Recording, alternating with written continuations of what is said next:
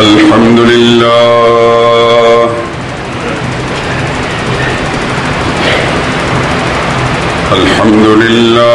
وكفى وسلام على عباده الذين اصطفى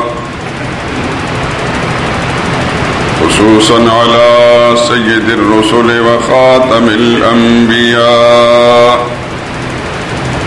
وعلى آله المجتبى وأصحابه الأتقياء. أما بعد فإن خير الحديث كتاب الله وخير الهدي هدي محمد صلى الله عليه وسلم وشر الأمور محدثاتها وكل محدثة بدعة وكل بدعة ضلالة وكل ضلالة في النار. أعوذ بالله من الشيطان الرجيم. بسم الله الرحمن الرحيم. الله لا إله إلا هو الحي القيوم لا تأخذه سنة ولا نوم له ما في السماوات وما في الأرض من ذا الذي يشفع عنده إلا بإذنه يعلم ما بين أيديهم وما خلفهم ولا يحيطون بشيء من علمه إلا بما شاء وسع كرسيه السماوات والأرض ولا يؤوده حفظهما وهو العلي العظيم.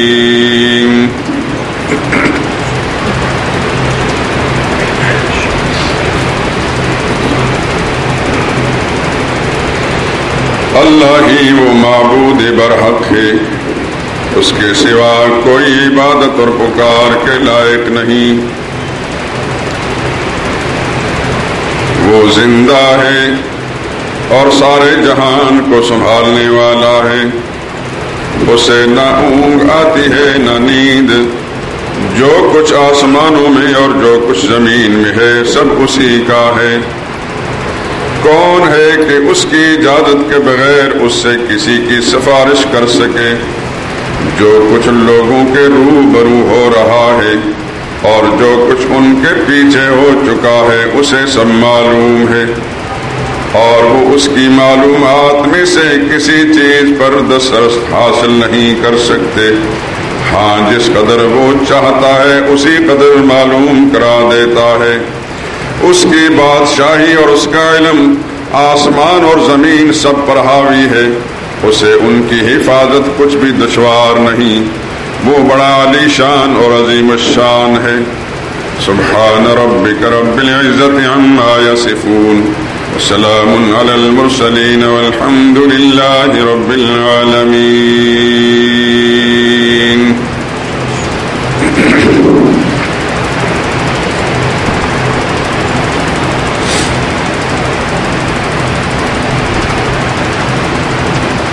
خالق کائنات کی مقدس کتاب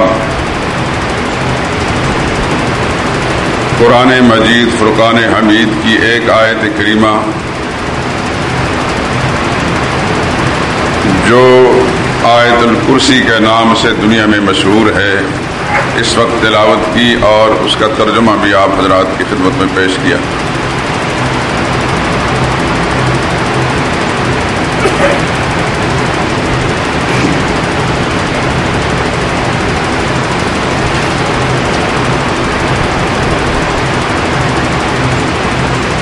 شاید ہی کوئی مسلمان ایسا ہو جس سے آیت الکرسی یاد نہ ہو.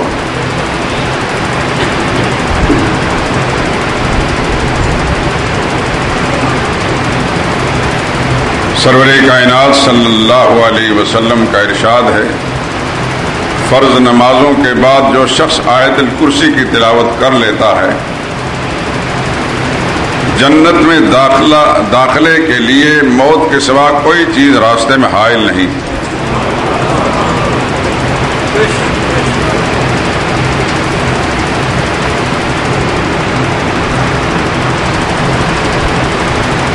ایک دفعہ آپ نے اپنے ایک ساتھی سے پوچھا، یعنی حضرت ابی ابن کعب رضی اللہ تعالی عنہ. ابی ابن کعب یہ وہ صحابی ہیں جن کے بارے میں آقا نے ارشاد فرمایا اقرأہم لکتاب اللہ ابی ابن کعب، اللہ کی کتاب کا سب سے بڑا قاری صحابہ میں ابی ابن کعب ہے.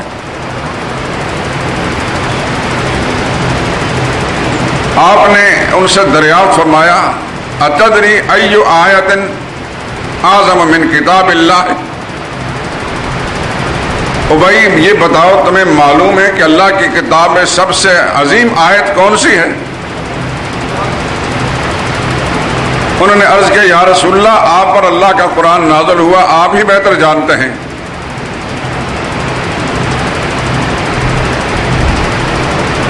صحابہ تو حضور سے پوچھتے ہی تھے ہر بات، لیکن کبھی کبھی نبی کریم صلی اللہ علیہ وسلم بھی صحابہ سے پوچھ لیتے تھے، امتحاناً پوچھتے ہوں گے یا تعلیماً پوچھتے ہوں گے. رسول اللہ صلی اللہ علیہ وسلم نے پھر دریافت فرمایا ایک پل کے لیے کہ تمہیں معلوم ہے کہ اللہ کی کتاب میں عظیم آیت کون سی ہے؟ پھر انہوں نے یہی بات عرض کی.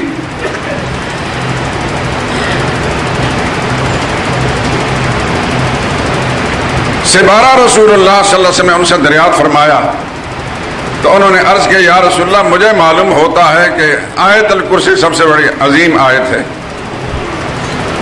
سرور کائنات صلی اللہ علیہ وسلم نے ان کے سینے پر ہاتھ مار کر فرمایا اللہ تمہیں یہ علم مبارک کرے.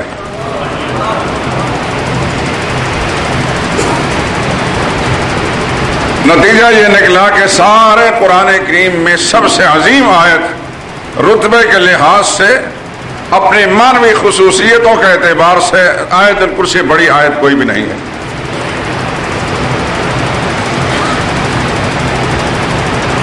الفاظ کے لحاظ سے بعض اور آیتیں اس سے لمبی ہیں، لیکن اپنی مانوی حقیقت کے اعتبار سے یا اس کے مرتبے کے اعتبار سے اس سے بڑی آیت قرآن میں تو ہے نہیں. تورات، انجیل، زبور یہ جتنی بھی آسمانی کتابیں اللہ نے نبیوں پر نازل فرمائی، کسی بھی آسمانی کتاب میں اس شان کی آیت اللہ نے نازل نہیں فرمائی.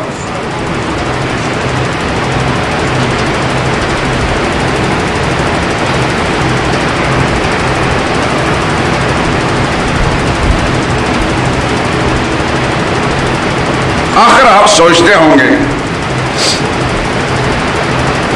اس آیت کو اتنی بڑی شان، اتنا بڑا رتبہ کیوں ملا؟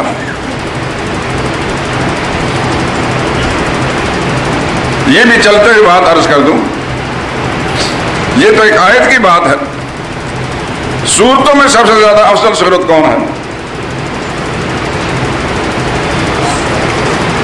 ایک صحابی حضور صلی اللہ علیہ وسلم نے ایک غزوے کا امام بنا کر، صحابہ کرام غزوہ جا رہے تھے کہ تو نے کمانڈری کرنی ہے، تو نے نمازیں پڑھانی ہے. ہر ایک کی ڈیوٹی مخصوص ہوا کرتی تھی، جھنڈا فلاں نے اٹھانا ہے، فلاں نے یہ کام کرنا ہے. ان کو امام بنا کر رسول اللہ صلی اللہ علیہ وسلم نے ساتھ بھیج دیا. وہ جب نماز پڑھاتے سورہ فاتحہ کے بعد قرآن کریم کی کوئی بھی سورت تلاوت کر لیتے یا چند آیات تلاوت کرنے کے بعد سورہ اخلاص ضرور تلاوت کرتے. صحابہ کرام نے ٹوکا کہ جب آپ قرآن کریم کی متعدد آیات پڑھ لیتے ہیں تو اس کے بعد سورہ اخلاص پڑھنے کی کیا ضرورت ہے؟ انہوں نے کہا کہ میں نے تو نماز پڑھانی ہے تو اسی طرح پڑھانی ہے، تم جو کچھ بھی کہو میں نے اسی طرح پڑھانی ہے. غزوے سے واپس ہو کر صحابہ کرام نے حضور کی خدمت شکایت کی کہ یہ ہمارے جو امام صاحب ہیں یہ اس بات پر مصر رہتے ہیں کہ سورہ فاتحہ کے بعد کوئی اور آیت جو بھی پڑھ رہے ہیں لیکن اس کے ساتھ سورہ اخلاص ضرور پڑھتے ہیں. رسول اللہ صلی اللہ علیہ وسلم کو بلا کر پوچھا کہ آپ کیوں پڑھتے ہیں صاحب؟ عرض کہ یا رسول اللہ اس صورت کے ساتھ مجھے محبت ہے. محبت کی وجہ یہ ہے کہ اس میں اللہ تعالیٰ کی صفات ہیں اور کوئی بات بھی نہیں ہے. حضور صلی اللہ علیہ وسلم نے فرمایا خدا تجھے اس محبت کا صلہ دے گا ضرور. یعنی حضور صلی اللہ علیہ وسلم نے کنفرم کر دیا، تصدیق کر دی کہ اگر اس طرح کیا جائے تو یہ جائز ہے.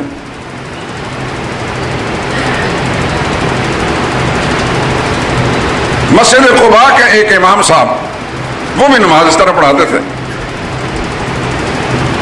وہاں بھی لوگوں نے ٹوکا، انہوں نے اصرار کیا. حضور صلی اللہ علیہ وسلم تک بات پہنچی. انہوں نے بھی یہی بات عرض کی، یا رسول اللہ یہ ایک عظیم صورت ہے جس میں اللہ تعالیٰ کی توحید کی صفات موجود ہیں، اس لیے مجھے ان سے محبت ہے. فرمایا اس محبت نے تجھے جنت میں داخل کر دیا.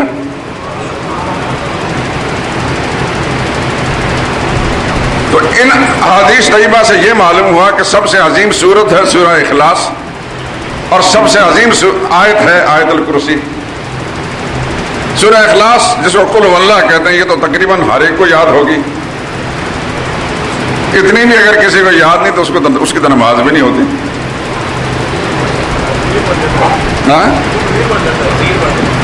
ہاں وہ پھر صرف وہ نادان ملک ہی ہو سکتا ہے. شیطان ملک نہ یار، اس کو تو کچھ اور کہتے ہیں. عبد الرحمن اس کا نام ہے. ہمارے صحافی اخباری جاہل جہالت کے مارے ہوئے اس کو رحمان ملک کہتے ہیں. رحمان اللہ تعالیٰ کی صفت ہے. کسی آدمی کو رحمان کہنا جرم ہے اور بہت بڑا گناہ کبیرہ ہے. کوئی ولی اللہ بھی ہو اس کو رحمان نہیں کہا تھا. عبد الرحمان تو ہو سکتا ہے، رحمان نہیں ہو سکتا. ناموں کے سلسلے میں ایک بات عرض کر دوں کہ ہمارے جو معاشرہ ہے پاکستانی معاشرہ جس پر جہالت محیط ہے، عبد القیوم کو قیوم کہہ دیں گے، عبد الرزاق کو رزاق کہہ دیں گے، بلکہ اس کو بھی بگاڑ لیں گے.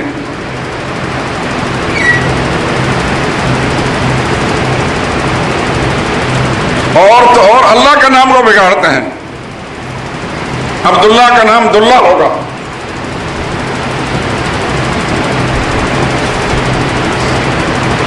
ہمارے ایک عزیز تھے، بزرگ تھے، میرے والد صاحب کے ماموزاد بھائی تھے. ان کا نام عبداللہ تھا، لیکن جہالت تو ہر طرف ہوتی ہے. لوگ اس کو عبداللہ کہتے ہیں. ہم کو جب شعور ملا تو یہ عبداللہ کیا چیز ہے؟ میں نے کہا یہ عبداللہ یہ نام ہے کہ نہیں؟ عبداللہ نام ہے تو لوگوں نے بگاڑ دیا. میں نے پھر احتجاج کیا، اس کی پرواہ نہیں کہ پرانے بوڑھے ہیں یا کوئی بھی ہے. میں نے کہا کس قدر بد نصیبی، اللہ کے نام کو بگاڑتے تم. لفظ اللہ کو دلیا بنا دیا تم نے.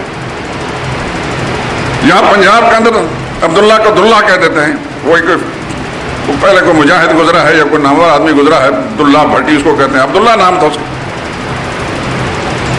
بہت سے لوگوں کو تو پتہ بھی نہیں ہوگا، عبداللہ کو عبداللہ بنا دیا. یہ ایک جہالت ہے، بہت بڑی حماقت.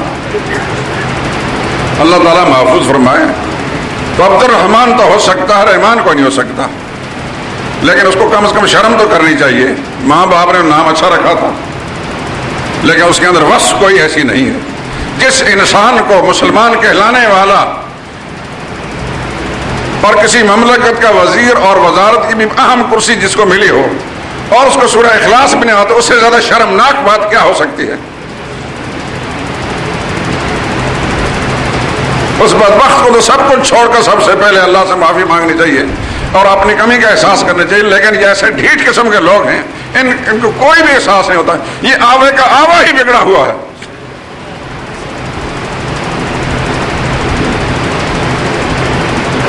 وہ ٹولہ سارا ایسا ہی ہے. یہ شامت اعمال ہے پاکستانی قوم کی. خدا کا عذاب مسلط ہے یہ موجودہ حکومت. ان سے گھٹیا بھی دنیا میں کئی لوگ ہوں گے. پاکستانی قوم کی داغ پیشانی پر یہ ایک کلنک کا ٹیکا ہے.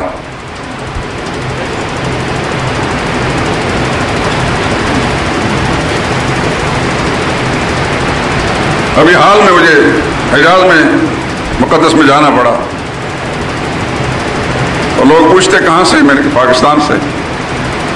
کہتے پاکستان سے تو ہم محبت کرتے ہیں لیکن زرداری سے نفرت کرتے ہیں. جو اس پاکستانی قوم کا آقا ہے، جس کو آقا بنایا ہے اپنا، بیرون دنیا میں جا کر پوچھو، کہتی ہے تمہیں خلق خدا غائبانہ کیا کیا۔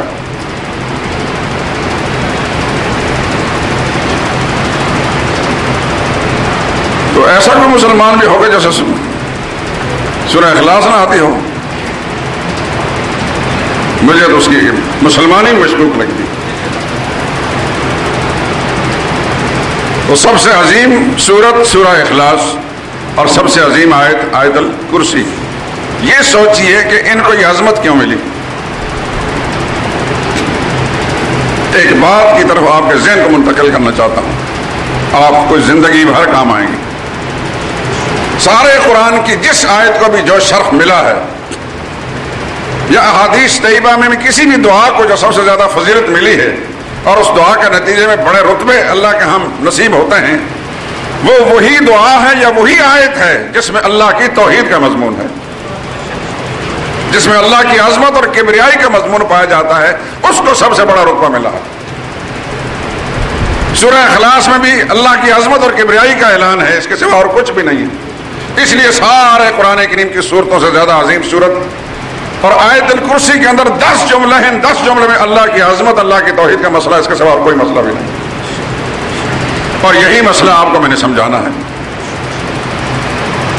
اللہ سے دعا کریں کہ اللہ ہماری یہ محفل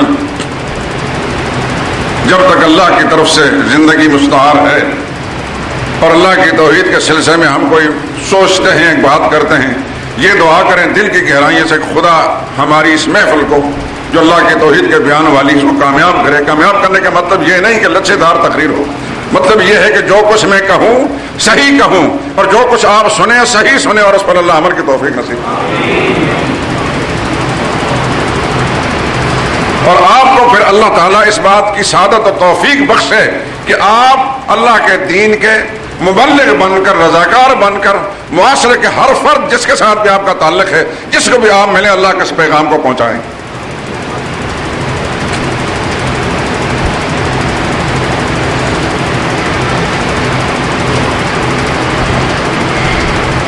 یاد رکھیے میرے دوستو، انسان کے پاس جتنی نیکیاں ہو سکتی ہیں،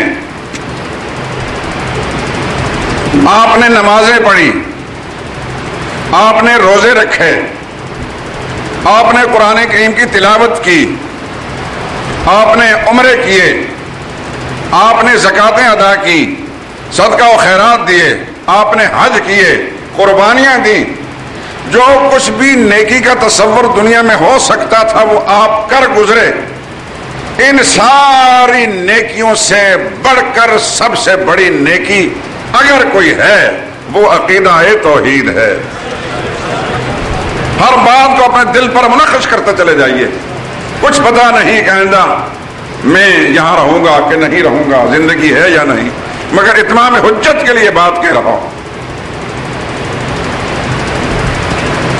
سب سے بڑی نیکی عقیدہ توحید ہے، اس کے مقابلے میں کوئی نیکی نہیں ہے۔ اگر کسی کے پاس پہاڑوں کے برابر نیک اعمال ہیں، پہاڑوں جیسے، لیکن عقیدہ میں کمزوری ہے، اور اس کے مقابلے میں ایک آدمی کا عقیدہ توحید سلامت ہے، نیکی کوئی پلے میں نہیں ہے، ان دونوں میں سے بہتر کون ہے؟ میں نہیں کہتا، اللہ کے نبی کے فرمان کے مطابق بہتر وہ انسان ہے جس کا عقیدہ ٹھیک ہے، چاہے اس کے پاس نیکیاں نہیں، چاہے وہ گناہگار ہے، عقیدہ اس کا سلامت ہے، وہ زیادہ اللہ کے نزدیک مقبول ہے اس انسان کے مقابلے میں جس کا عقیدہ خراب ہے، پہاڑوں کے برابر اس کے نیک اعمال ہیں، ان سب نیک اعمال کی خدا کے نزدیک کوئی قیمت بھی نہیں ہے۔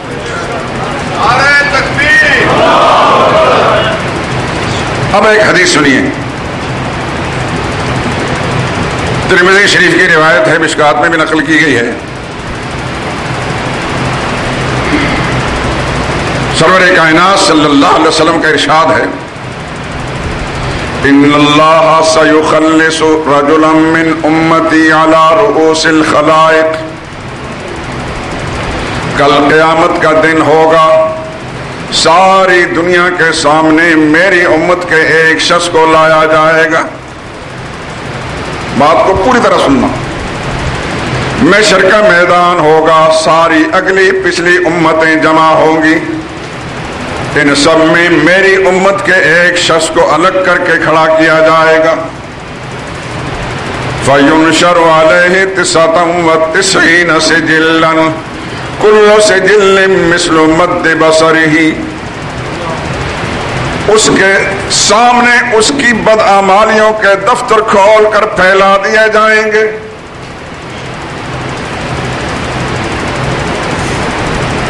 اور ہر دفتر اتنا بڑا ہوگا جہاں تک انسان کی حد نگاہ ہوتی ہے, لیکن ایک دفتر نہیں, ایک کم 100 دفتر, 99 دفتر بدعمالیوں کے کھول کر پھیلا دیے جائیں گے. اور اسے کہا جائے گا دیکھ ان سب کو, یہ جتنی برائیاں تیرے ذمہ لگائی گئی ہیں تم ان میں سے کسی ایک کا انکار کر سکتے ہو. اتنکر من ھذا شیئا, ان برائیوں میں سے کسی ایک برائی کا اگر انکار کر سکتے ہو تو کرو, کیونکہ اب حساب و کتاب ہونے والا ہے. وہ 99 دفتروں پر نگاہ ڈال کر ایک ایک برائی کو دیکھ کر اللہ کی بارگاہ میں یہ کہے گا یا اللہ ان میں سے کوئی ایک برائی ایسی نہیں جس کا میں انکار کر سکوں, یہ سب میری برائیاں ہیں, میرے گناہ.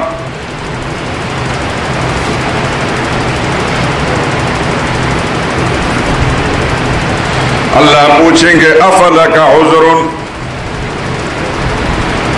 کیا تیرے پاس کوئی عذر ہے تو پیش کر سکتے ہو, یعنی کیا مجبوری تھی تمہیں جو ان برائیوں میں مبتلا رہے.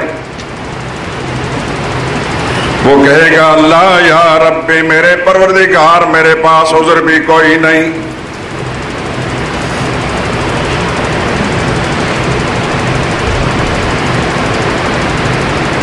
اللہ فرمائیں گے بلا ان لک عندنا حسنۃ, وہ جو کچھ تو دیکھ رہا ہے جو تیرے سامنے پھیلا دیے گئے تیری برائیاں, تیری بدعمالیاں اور گناہوں کے دفتر ہیں, لیکن ایک چیز ایسی ہے جو میرے پاس محفوظ ہے تمہاری.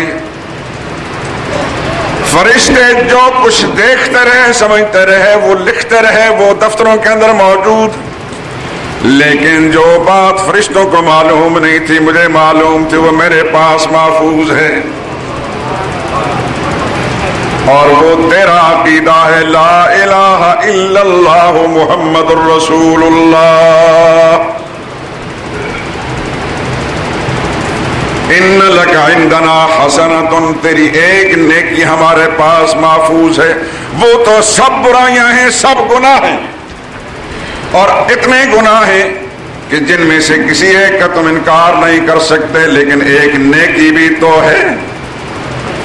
وَإِنَّكَ لَا تُظْلَمُ, ہمارے ہاں انصاف ہی انصاف ہوتا ہے. کسی نے کوئی نیکی کی ہوتی تو اس کو بھی برباد نہیں کرتے. اللہ فرمائیں گے احضر وزنک, جاؤ پھر تمہارے اعمال تولے جائیں گے. پہلے تو اس کو یقین ہوگا نا کہ برائیاں ہی ہیں, میرے میزان عمل کیسے کام کیا جائے گا. مقابلے میں کوئی چیز ہو تو تب ترازو کھڑا کیا جاتا ہے. اللہ فرمائیں گے جاؤ میزان عمل کے پاس کھڑے ہو جاؤ. فرشتے اعمال تول رہے ہیں. وہ بندہ حیران ہو کر اللہ کی بارگاہ میں عرض کرے گا یا اللہ ما هذه البطاقة مع هذه السجلات, وہ 99 دفتر بدعمالیوں کے اتنے لمبے لمبے ایک پلڑے میں رکھے جائیں گے, اور ایک پلڑے میں یہ کاغذ کا پرزہ جس میں لا الہ الا اللہ محمد رسول اللہ لکھا ہے یہ رکھا جائے گا. اس کی کیا ویلیو ہے, کیا قیمت ہے اس کے مقابلے میں. یہ اپنی سوچ کے مطابق بات کرے گا. اللہ فرمائیں گے کچھ بھی ہو یہ تولا ضرور جائے گا. اس حدیث کو میرے دوستوں دل کی تختی پر لکھ کر زندگی آخری سانس تک ساتھ رکھنا. اور خدا توفیق دے تو اپنے بچوں کو، اپنے گھر والوں کو، اپنے دوستوں یاروں کو، اپنے محلے داروں کو، جہاں جہاں بھی آپ کا جانا اور پہنچنا ہو، اتمام حجت کے طور پر یہ بات کہہ دیجئے، شاید کسی کا بھلا ہو جائے۔ میں کوئی جنتر منتر نہیں سنا رہا، حدیث پاک کا مضمون ہے، حدیث کی روایت بھی پڑھ کر سنا رہا ہوں۔ جس کا جی چاہے نماز کے بعد مجھ سے مطالبہ کر کے حدیث کی کتاب میں دیکھ لے۔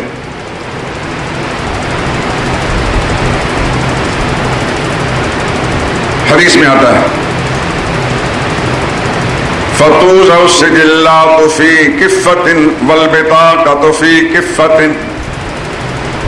وہ ترازو کھڑا کیا جائے گا، عمل تولنے والا میزان کھڑا کیا جائے گا، 99 دفتر بدعمالیوں کے ایک پلڑے میں رکھے جائیں گے، اور وہ کاغذ کا پرزہ لا الہ الا اللہ محمد رسول اللہ والا دوسرے پلڑے میں رکھا جائے گا۔ دنیا حیران ہوگی، وہ خود حیران ہوگا جب ملائکہ کرام اس کو تولیں گے، میزان کو اوپر اٹھائیں گے۔ حدیث کے الفاظ سن لیجئے میرے دوستو، اللہ ہمارے اس عمل کو قبول کرے، فرشتے جو نوٹ کر رہے ہیں وہ نوٹ کر کے لے جائیں۔ فَطَاشَتِ السِّجِلَّاتُ وَثَقُلَتِ الْبِطَاقَةُ، جس پلڑے میں 99 دفتر گناہوں کے رکھے جائیں گے وہ پلڑا اوپر کو اٹھ جائے گا، اور جس پلڑے کے اندر اس مسلمان کا عقیدہ رکھا ہوگا وہ نیچے کی طرف جھک جائے گا۔ اللہ کے پیغمبر فرماتے ہیں صلی اللہ علیہ وسلم فَلَا يَسْقُلُ مَا اسْمِ اللَّهِ شَيْءٌ، اور دنیا کے لوگوں مان لو، اس بات کو جان لو کہ اللہ کے نام کے مقابلے میں کوئی چیز وزنی نہیں ہو سکتی۔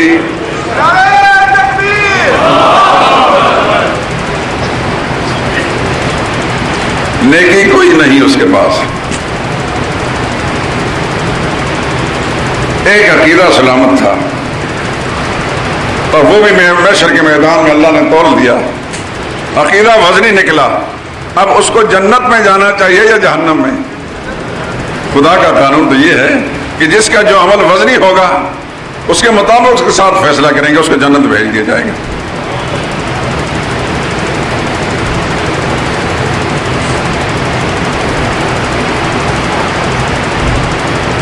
یہ حدیث میں نے کیوں سنائی کہ انسان کے پاس سب سے بڑی نیکی اور وزنی اور بھاری نیکی اگر ہو سکتی ہے تو اس کا عقیدہ توحید ہو سکتا ہے۔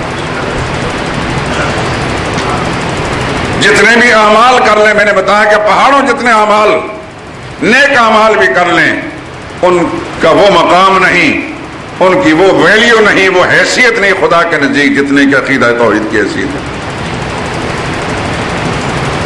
اب اس کی مثال میں دیتا ہوں کہ کتنے بڑے لوگوں نے نیک کام کیے لیکن خدا نے رد کر دیا۔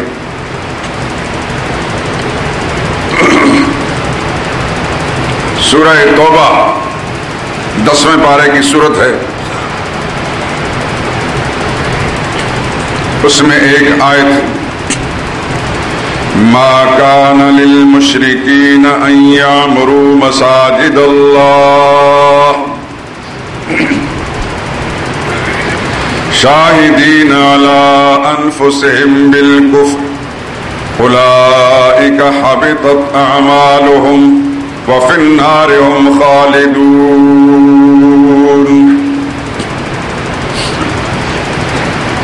مکہ کے رہنے والے مشرکوں نے اللہ کے گھر کی تعمیر کی،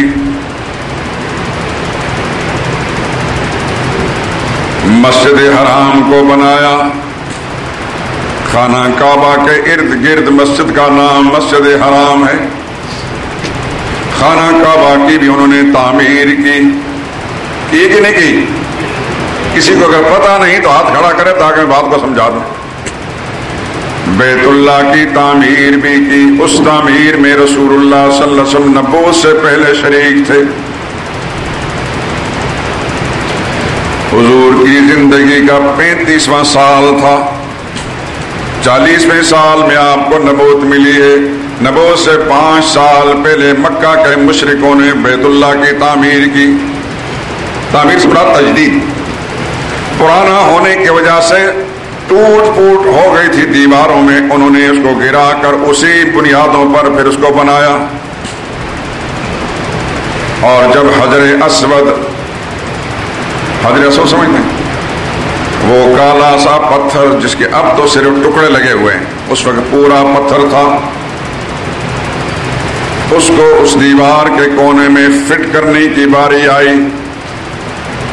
عرب قبیلوں کی آپس میں ٹھن گئی، ہر قبیلہ کہتا یہ سعادت میں حاصل کروں گا، دوسرے کہتے ہم حاصل کریں گے۔ قبائلی نظام کے اندر کھینچا تانی بڑی ہوتی ہے، کوئی بھی قبیلہ جو ہے اپنی موچھ نیچے نہیں ہونے دیتا۔ ان میں سے ایک سمجھدار آدمی، پرانا بوڑھا آدمی کہنے لگا چھوڑ دو، ابھی اپنی تلواریں نیچے کر لو، رات یہیں گزارنی ہے، کل صبح انتظار کرو، سب سے پہلے جو آدمی باہر سے اندر آئے گا اس کو منصب بنا لیں گے۔ اللہ اکبر۔ چنانچہ اگلے روز کا انتظار کرتے رہے، ہر ایک کی دروازے پر نظر ہے کون باہر سے آتا ہے۔ اچانک دیکھا تو حضرت محمد مصطفیٰ صلی اللہ علیہ وسلم باہر سے اندر داخل ہو رہے ہیں۔ جب اندر پہنچے رسول اللہ صلی اللہ علیہ وسلم، ان کے معاملات کی چھان بین کی تو حضور صلی اللہ علیہ وسلم نے فرمایا یہ مسئلہ تو بڑا آسان ہے، آپ نے اپنے کندھا مبارک سے چادر اتار کر نیچے پھیلا کر اپنے ہاتھوں سے حجر اسود اس میں رکھا، سارے قبیلوں والوں کو فرمایا آ کر چاروں طرف سے چادر کو پکڑ لو، چادر کو پکڑ کر اوپر کو اٹھایا، اس مقام تک اٹھایا جس مقام میں حجر اسود نصب کرنا تھا، رسول اللہ نے اپنے مبارک ہاتھوں سے اس جگہ میں فٹ کر دیا۔ پل بھر کے اندر وہ جھگڑے، اگر خدا نہ خواستہ وہ جھگڑا پھیل جاتا تو صدیوں تک محیط ہوتا، رسول اللہ صلی اللہ علیہ وسلم نے اپنی فراست اور اپنی دانشمندی کے ساتھ وہ جھگڑے ختم کر دیا۔ تو اس تعمیر کے اندر رسول اللہ صلی اللہ علیہ وسلم نے حصہ لیا۔ اس کا معنی یہ ہے کہ مشرکین نے اللہ کے گھر کی تعمیر کی۔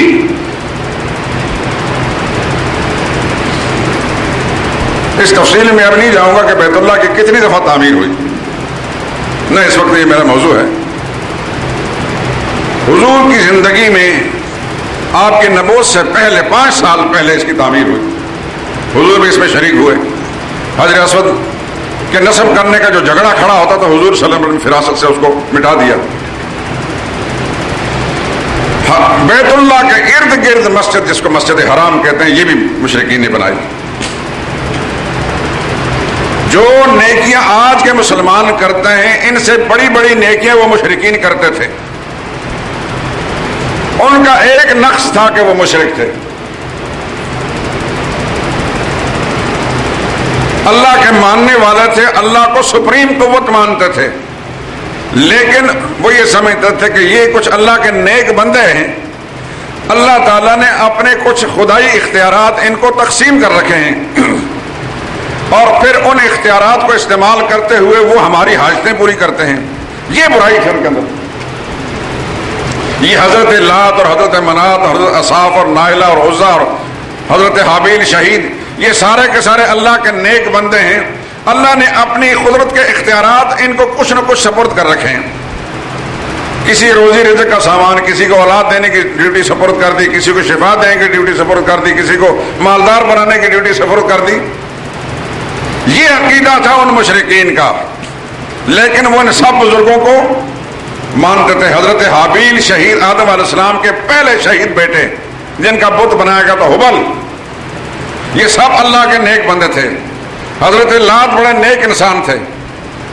لات وہ انسان تھے کہ اپنی زندگی بھر جب بھی کوئی اللہ کے گھر کی زیارت کے لیے آتا اس کی مہمانی کرتے، اس کو کھانا کھلاتے، موسم کے لحاظ سے اس کو جگہ فراہم کرتے، پانی پلاتے، ہر طرح کی تواضع اور خدمت کرتے۔ کانا یلت سویق، ستو گھول گھول کر ہر گرمی کے اندر کو پلایا کرتے تھے۔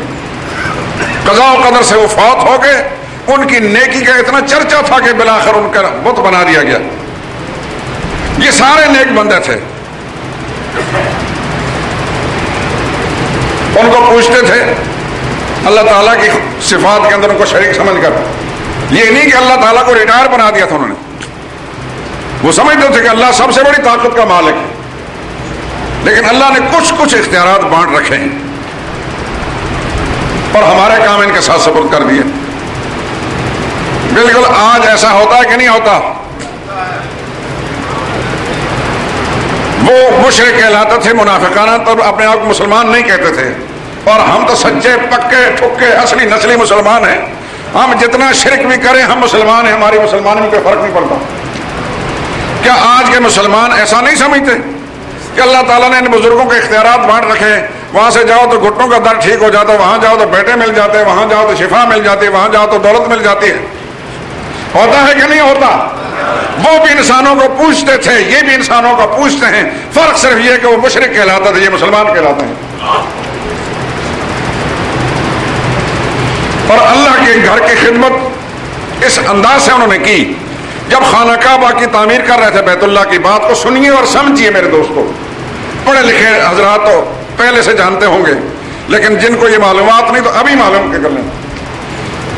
جو بیت اللہ کا متولی تھا اس نے اعلان کیا، چندے کی اپیل کی کہ خدا کے گھر کی تعمیر کرنی ہے، اس میں چندہ دو، لیکن یاد رکھو اے عرب کے لوگوں، کوئی انسان مشکوک قسم کا ایک پیسہ بھی اس چندے میں نہ دے۔ جس کی کمائی مشکوک ہوگی ہم قبول نہیں کریں گے۔ حلال طیب کمائی والا پیسہ خدا کے گھر کی تعمیر میں لگائیں گے۔ چنانچہ اس کڑی شرائط کے ساتھ جب چندہ جمع کیا گیا تو اتنا تھوڑا چندہ ہوا کہ پورے بیت اللہ کی چھت، خانہ کعبہ کی چھت نہ ڈالی جا سکی۔ مجبوراً وہ آدھا حصہ جو ہے اس پر چھت ڈالی گئی جو آج بھی ہے، اور آدھے حصے کے ارد گرد تھوڑی سی دیوار بنا دی گئی۔ جو حضرات وہاں گئے ان کو پتا ہے وہ دیوار ہے کہ نہیں۔ آپ جب طواف کرتے ہیں کہ دیوار کے پیچھے سے طواف نہیں کرتے، یہ دیوار کے اندر کا جو حصہ خالی، یہ بھی خانہ کعبہ ہے، جس طرح میزاب رحمت گرتا ہے، یہ بھی خانہ کعبہ کا۔ اس کو اس وقت اس لیے ادھورا چھوڑ دیا گیا کہ حلال پیسہ نہیں تھا کہ پوری تعمیر کر سکتے۔ اس کے بعد حالات بدلتے رہے، بہت زمانے کروٹ لیتے رہے، اب تو بڑے پیسے بھی ہیں تو بہت کچھ، لیکن علماء نے اس زمانے میں حکومتیں بدلتی رہی، اپنے ناموری کی خاطر بہت کچھ کرتے رہے۔ علماء نے فتویٰ دیا کہ بیت اللہ کو حضور کے زمانے میں جس شکل پر چھوڑا گیا تھا اسی شکل پر اب باقی رکھا جائے گا، اس میں کسی حکومت کو اجازت نہیں کہ رد و بدل کرے۔ یہ ہے اصل وجہ کہ اس دیوار کے پیچھے سے طواف کرتے ہیں، اور دیوار موجودہ حکومت کے پاس کس چیز کی کمی ہے؟ کیا نہیں کر سکتے؟ لیکن اگر یہ حکومت اس طرح کر دیتی ہے تو کل کوئی حکومت بدل جائے، کوئی اور آئے گی تو وہ کہیں گے کہ انہوں نے رسول اللہ صلی اللہ علیہ وسلم کی تعمیر کو بدلا، پھر وہ توڑ کریں گے، تو یہ خدا کا گھر جو حکومتوں کا کھلونا بن جائے گا۔ اس لیے علماء نے بڑی فراست اور دور اندیشی سے کام لیتے ہوئے فتویٰ دیا کہ اب اس میں کوئی رد و بدل نہیں کیا جائے گا، کوئی حکومت بھی آئے خدا کا گھر اسی شکل میں رہے گا۔ تو جو لوگ اللہ کے گھر کی تعمیر کے لیے اتنے حلال پیسے کا اہتمام کرنے والے ہوں گے، وہ کیا نیکیاں نہیں کرتے تھے؟ ان کے پلے میں نیکیاں نہیں تھی؟ پھر انہوں نے مسجد حرام بنائی، اس زمانے کا نقشہ ہمارے پاس نہیں ہے۔ مسجد حرام وہ مسجد ہے جس میں ایک نماز آپ پڑھیں 1,00,000 نماز کا ثواب، ایک نماز آپ اکیلے میں پڑھیں 1,00,000 نمازوں کا ثواب ملتا ہے، اگر باجماعت پڑھتے ہیں تو 27,00,000 نمازوں کا ثواب ملتا ہے۔ اس مسجد کی یہ شان ہے۔ ان مکہ والوں نے بیت اللہ کو بھی بنایا، مسجد حرام بھی بنائی۔ اب اللہ کا فیصلہ سن لیں۔ ما کان للمشرکین ان یعمروا مساجد اللہ، ان شرک کرنے والوں کو یہ حق نہیں پہنچتا کہ اللہ کے گھروں کی تعمیر کریں۔ اللہ تو مستغنی بے نیاز ہے، وہ ان کا شکر گزار نہیں بنا۔ چلو تم نے میرے گھر کی تعمیر کا، تمہارا شکریہ۔ وہ ان اعمال کو نہیں دیکھتا، وہ دیکھتا کہ اندر کی کیفیت کیا ہے، عقیدہ سلامت ہے یا نہیں۔ ایک بیت اللہ نہیں، کروڑ بیت اللہ بھی بنا لیں، کروڑوں مسجد حرام بھی بنا لے، عقیدہ خراب ہے، اللہ نے فرمایا اولئک حبطت اعمالہم، ان کی ساری نیکی پر میں نے پانی پھیر دیا ہے۔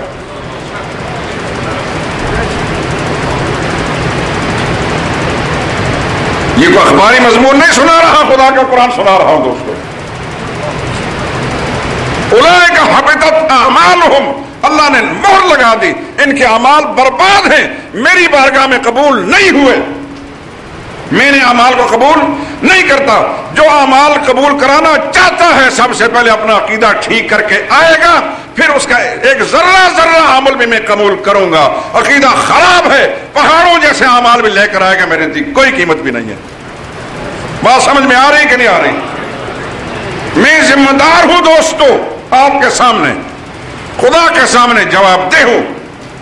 اللہ مجھ سے ضرور پوچھیں گے کہ میرے بندے تیرے پاس آتے تھے، تو نے میری توحید کا عقیدہ ان کو سمجھایا کہ نہیں سمجھایا؟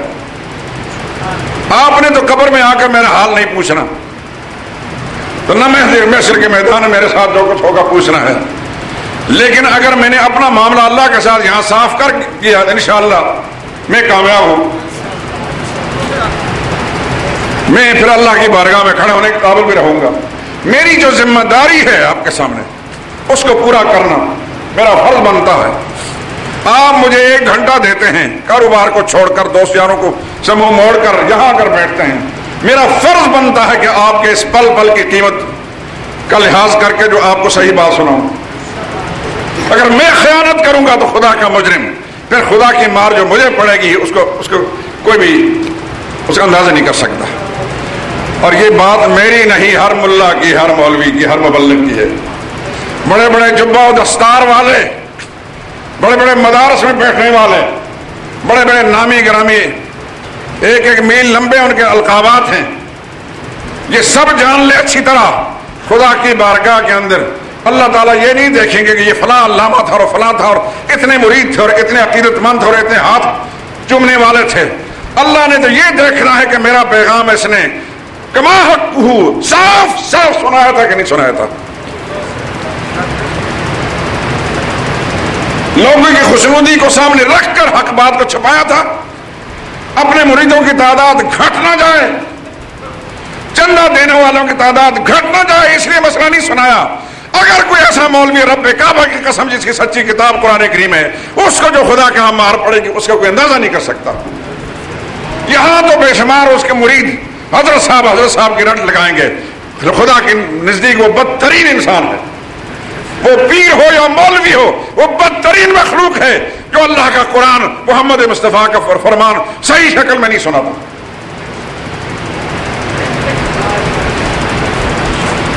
انسان کے پاؤں کی 2 زنجیریں ہوتی ہیں جو حق بات کہنے سے رکاوٹیں ہیں، وہ رکاوٹ ڈالتی ہیں۔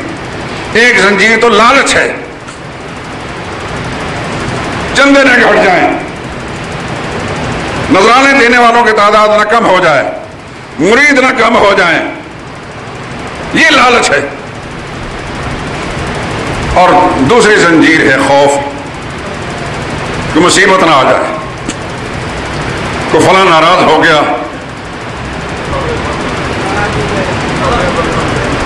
تو ناراضگی جب آتی ہے تو پھر مصائب و آلام بھی ساتھ آتے ہیں۔ اگر انبیاء اکرام حق کہیں، سچ کہیں تو مصائب آئے کہ نہیں آئے؟ تو ملا کون ہو سکتا دنیا میں ماں کا لال جو سچ کہے تو لوگ سارے کے سارے اس سے راضی ہوں؟ سید اللہ شاہ بخاری فرمایا کرتے تھے، خدا کی کروڑ رحمت نازل ہوں، جس زبان سے حق نکلتا ہے، سچ نکلتا ہے،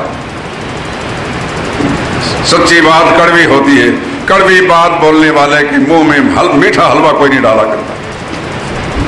نبی سچ کہے تو لوگ پتھر ماریں، مولوی سچ کہے تو لوگ حلوہ کھلائیں، ممکن نہیں ہو سکتا، کہیں نہ کہیں مولوی نے ڈنڈی ماری ہوگی۔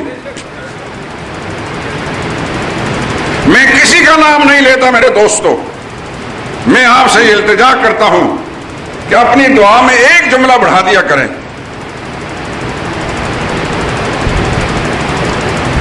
آپ کا کرایہ نہیں لگتا، فیس نہیں دینی پڑے گی، کہ خدا مجھے سچ کہنے کی توفیق دے اور قبول بھی کر لے۔ مجھے کسی سے کچھ نہیں چاہیے، زندگی اکثر حصہ گزر گیا، بہت تھوڑا رہ گیا، میرے تسلی اور اطمینان کی سب سے بڑی بات یہ ہے کہ مجھے اللہ نے جتنا موقع دیا ہے اس میں خدا کا پیغام چھپایا نہیں ہے.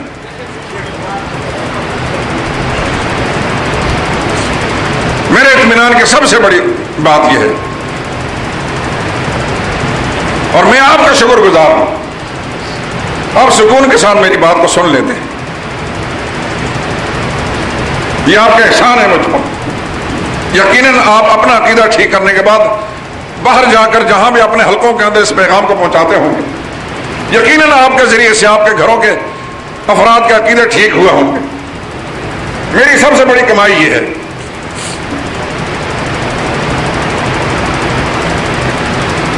لیکن جو مبلغ، جو وائز، جو خطیب، جو مقرر، جو پیر، جو مولوی ان مسئلتوں کا شکار ہو جاتا ہے کہ لوگ ناراض نہ ہو جائیں یا اس مسئلے شکار ہو جائے کہ میری آمدیاں، میرے نذرانے شکرانے چندے کم نہ ہو جائیں، وہ خدا کا سب سے بڑا مجرم انسان ہے.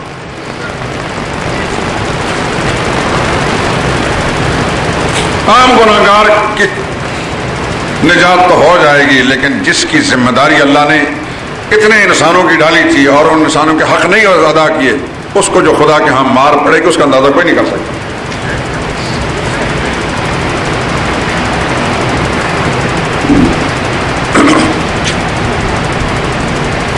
تو ایک بات تو یہ معلوم ہوئی آپ کو کہ عقیدہ اتنا قیمتی ہے کہ اگر خدا نخواستہ اس کے نامہ اعمال میں کوئی نیکی نہیں ہے اور محشر کے میدان میں پہنچ گیا، عقیدہ سلامت ہے، تو اس عقیدے کی سلامتی کی برکت سے خدا اس کو جنت میں بھیج دے گا. لیکن اس نے ٹنوں ٹن اعمال کیے ہیں، پہاڑوں کے برابر نیک اعمال کیے ہیں، لیکن عقیدہ خراب ہے جیسے مشرکین مکہ کا تھا. پھر خدا کا قانون ان کے لیے وہی ہوگا جو سورہ توبہ کے اندر موجود، اولئک حبطت اعمالہم، ایسے لوگوں کے سارے اعمال ہم نے ضائع کر دیے، وفی النار ہم خالدون، اور یہ ہمیشہ آگ کے اندر جلتے رہیں گے.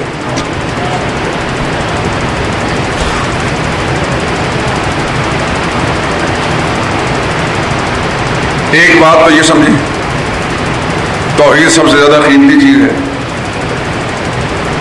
ایک اور حدیث بھی ساتھ ملا لیجئے، فائدہ ہوگا آپ کو. حدیث قدسی، حدیث قدسی کا مطلب سمجھ لیجئے. ایسی بات جو قرآن کریم کے اندر موجود ہے، حدیث کے اندر موجود ہے، قرآن میں نہیں، لیکن حضور فرماتے ہیں کہ اللہ نے یوں فرمایا. قرآن میں جو کچھ ہے وہ تو اللہ نے کا فرمایا ہوا، تو اس میں شک و شبہ کی بات ہی کوئی نہیں. لیکن وہ مضمون قرآن میں نہیں، حدیث میں ہے، اور حضور فرماتے ہیں کہ اللہ نے یوں فرمایا. اس کو کہتے ہیں حدیث قدسی. کیا کہتے ہیں؟ ہاں، میرا فرض بنتا ہے کہ آپ کو حقیقت سمجھاؤں. کہیں بھی آپ پڑھیں گے، کہیں سنیں گے تو کم از کم ذہن میں آ جائے کہ حدیث قدسی کا مطلب کیا ہوتا ہے.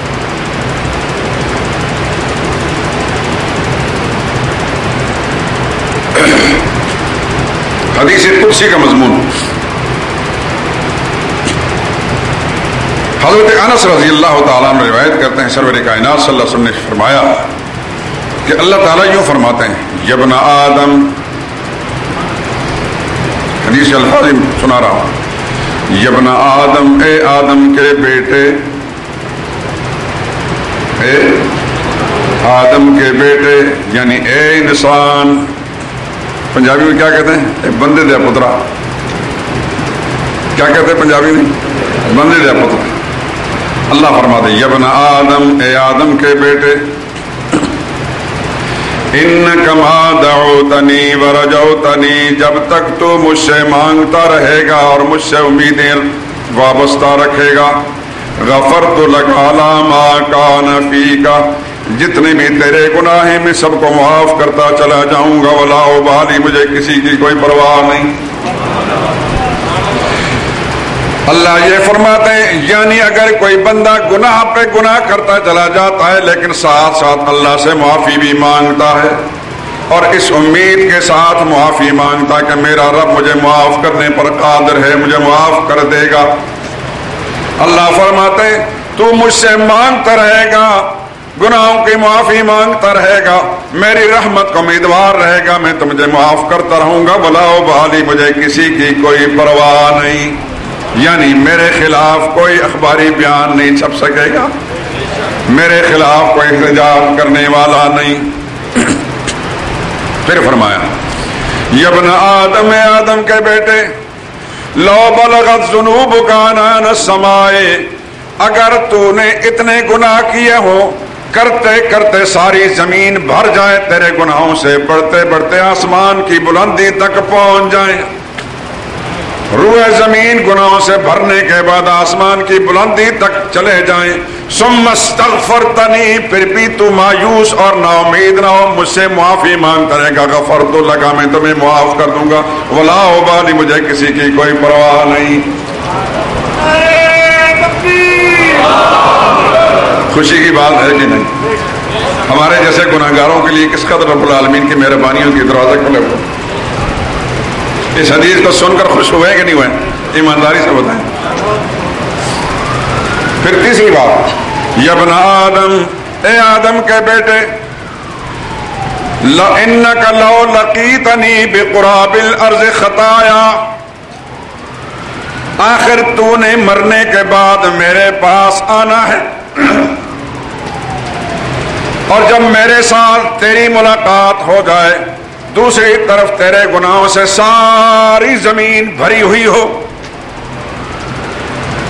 تو اس حال میں میرے پاس پہنچے کہ ساری زمین تیرے گناہوں سے بھری ہوئی تھی، ثم لقیتنی لا تشرک بی شیئا، سارے گناہ موجود تھے لیکن ان گناہوں میں ایک گناہ نہ ہو، یعنی شرک نہیں ہوگا، اتیتک بقرابہا مغفرۃ، میں اتنی ہی پوری زمین کے بھری ہوئی کے برابر اپنی بخشش اور مغفرت کے فیصلے تیرے لیے لے کر آؤں گا، تجھے معاف کر دوں گا۔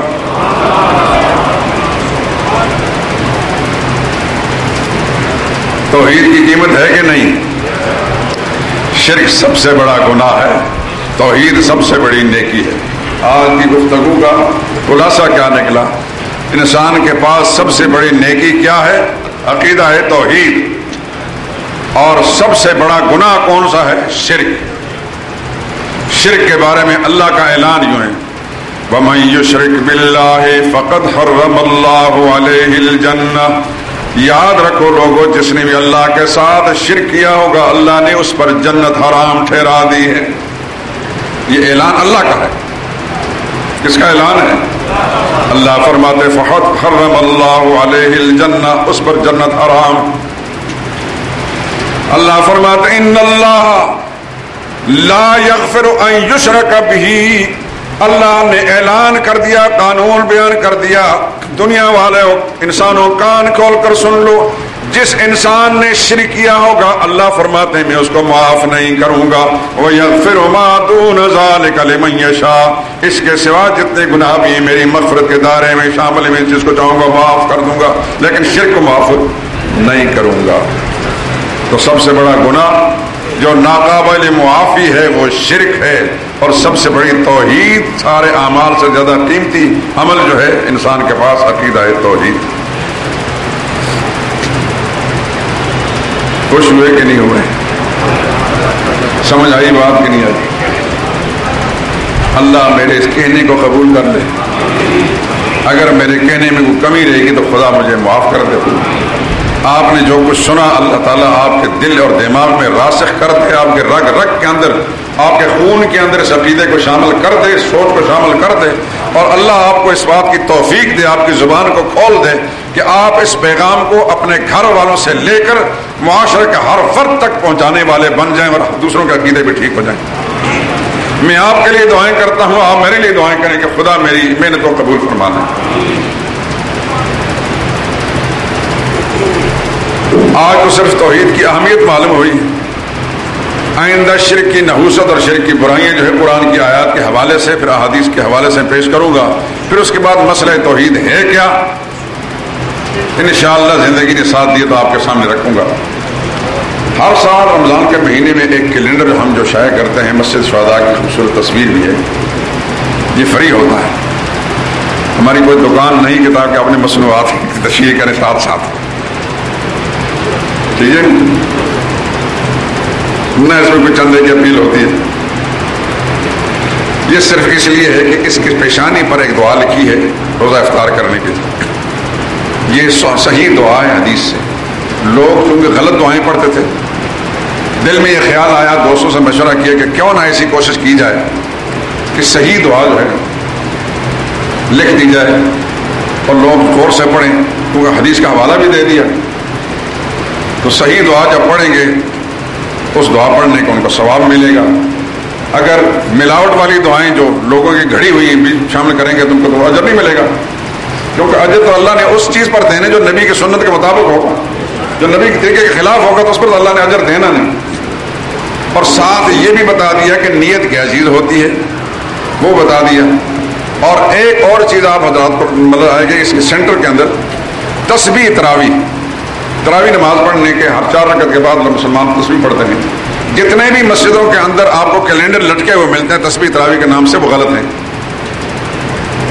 یہ صحیح دعا میں نے لکھ دی ہے تاکہ لوگ غلط کی بجائے صحیح دعا پڑھنے والے بن جائیں. اللہ کا ہم نے باہر مل جائے گا شاید آپ کو تسبیح تراویح کا ایک چارٹ اپنی مسجدوں میں لے جا کر اس کو آویزاں کریں تاکہ دوسروں کو صحیح پڑھنے کی توفیق ہو جائے. اس کے اندر بھی ہے، اس میں گھروں کے اندر آپ لٹکائیں گے تو خواتین کو بھی صحیح چیز معلوم ہو جائے گی. تو صحیح تسبیح تراویح بھی آپ کو اس سے معلوم ہو جائے گی، افطاری کی دعائیں بھی آپ کو معلوم ہو جائیں گی، اور سحر افطار کے اوقات بھی انشاءاللہ آپ کو معلوم ہو جائیں گے. یہ کیلنڈر آپ کو امپال سے مل جائے گا، مفت ہے، اس کی کوئی قیمت بھی نہیں. احکام رمضان المبارک ایک پمفلٹ ہفتہ شائع کرتے ہیں، اس کے اندر مسائل ہیں اور آپ حضرات اس کو پڑھیں بھی، دوسروں کو پڑھائیں تاکہ دوسروں کا بھلا ہو جائے. میں نے پچھلے جمعے عرض کیا تھا کہ گھر کی ردی میں اضافہ نہ کریں، جنہیں لے جا کر پھینک دیں تاکہ ردی بھاری ہو جائے. نہیں، اس کو اگر آپ اس جذبے کے ساتھ پڑھیں گے اور دوسروں کو پڑھائیں گے تو اللہ تعالیٰ کے ہاں آپ کو بڑا اجر ملے گا انشاءاللہ العزیز. اور ساتھ یہ بھی دعا کریں کہ جن ساتھیوں نے ان چیزوں کے نشر و اشاعت کے سلسلے میں ہمارے ساتھ تعاون کیا ہے، دیکھیں آپ سے تو میں نے کبھی چندہ نہیں مانگا کہ میں فلاں چیز شائع کروں، کبھی مانگا آپ سے؟ کبھی بھی نہیں مانگا. لیکن کچھ دوست ایسے ہیں نیک دل، خدا اللہ ان کی جانوں کو بھی سلامتی نصیب فرمائے، ان کے کاروبار میں برکت عطا فرمائے کہ ہماری زبان ہلتی نہیں، کوئی لفظ منہ سے نکالتا نہیں تو فوراً پوری کر دیتے ہیں. خدا ان کو برکتیں دے، ان کے آنے والی نسلوں کے اندر بھی برکت شامل فرمائے. ایک کتابچہ ہے شرک کیا ہے اور بدعت کیا ہے، خوشاب کے ہمارے ایک نوجوان عالم ہیں، انہوں نے لکھا ہے. یہ مدینہ یونیورسٹی فاضل بھی ہیں، مکہ معظمہ کے مولانا خیر محمد مکی کا بھی اس کے اندر تقریر موجود ہے. یہ بڑی خوبصورت مختصر سی کتاب ہے، شرک اور بدعت دونوں کے مضمون میں بڑی خوبصورت کتاب ترتیب دی ہے. میں نے اس کا مطالعہ کیا ہے، بہت اچھی ترتیب ہے. اس کو ہر مسلمان کو چاہیے کہ خود بھی پڑھے اور اپنے گھر والوں کو پڑھائے تاکہ سب کے عقیدے ٹھیک ہو جائیں. دوستوں کو